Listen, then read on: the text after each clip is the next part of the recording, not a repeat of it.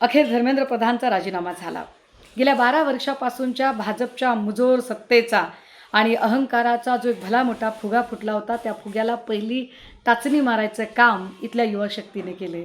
हे सगळं क्रेडिट, हे सगळं श्रेय अर्थात अभिजित दिपके आणि त्याच्या सगळ्या तरुण मित्रांचं श्रेय आहे, नो डाऊट. आणि ते श्रेय त्यांना आपण दिलंच पाहिजे. या आंदोलनाने नेमकं काय दिलं असा जेव्हा आपण विचार करू, तेव्हा पहिला मुद्दा की गेली 12 वर्ष ज्यांनी जात आणि धर्मामध्ये इथल्या प्रत्येक माणसाला गुरफटून ठेवलं आणि जाती धर्माच्या मोठमोठ्या भिंती उभ्या करण्याचा प्रयत्न केल्या, त्या सगळ्या भिंती या आंदोलनाने जमीनदोस्त करून टाकल्या. दुसरं, या आंदोलनामुळे भाजपच्या विरोधात आता आवाजच काढायची कुणाची ताकद नाही, कुवत नाही. एक असा संदेश पोचवण्याचा प्रयत्न जो केला जात होता, त्याला पहिला धक्का या आंदोलनाला लागला आहे.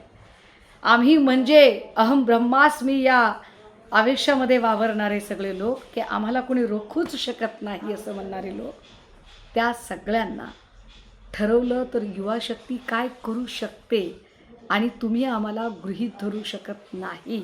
भलेही तुम्ही कितीही मेजॉरिटी, कितीही आमदार फोडले, खासदार फोडले, तरी इथल्या युवाशक्तीच्या भावनेचा अनादर करण्याची हिमाकत तुम्ही करू शकत नाही, हे दाखवण्याचा प्रयोग या आंदोलनानं केला आहे. या आंदोलनामुळे एक महत्त्वाची गोष्ट जी तयार झाली ती ही की जेव्हा आजूबाजूच्या सगळ्या देशांमध्ये, बांगलादेश असेल, नेपाळ असेल, सिरिया असेल, इजिप्त असेल, ह्या सगळ्या देशांमध्ये जिथे रक्तरंजित क्रांत्या होऊन सरकारं उलथू पाहत आहेत, तिथे अजूनही भारतातली एकूण लोकशाही आणि इथल्या लोकांचा उद्रेक आजही संयत मार्गाने बाहेर पडतो.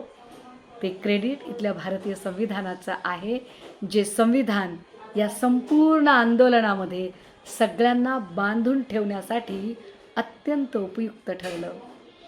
या आंदोलनाचं अजून एक वैशिष्ट्य, या आंदोलनामध्ये पक्ष नव्हता, जात नव्हती, संघटना नव्हता, धर्म नव्हता.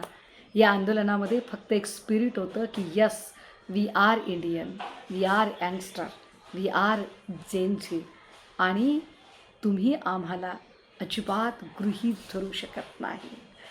हे महत्त्वाचं आहे.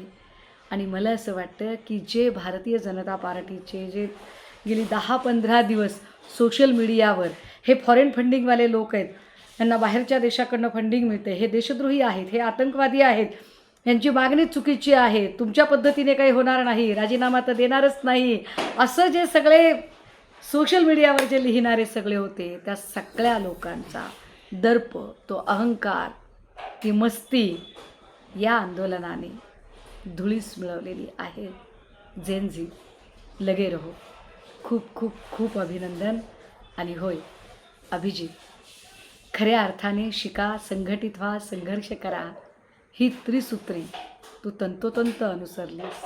तू जिंकलास भावा, तू जिंकलास.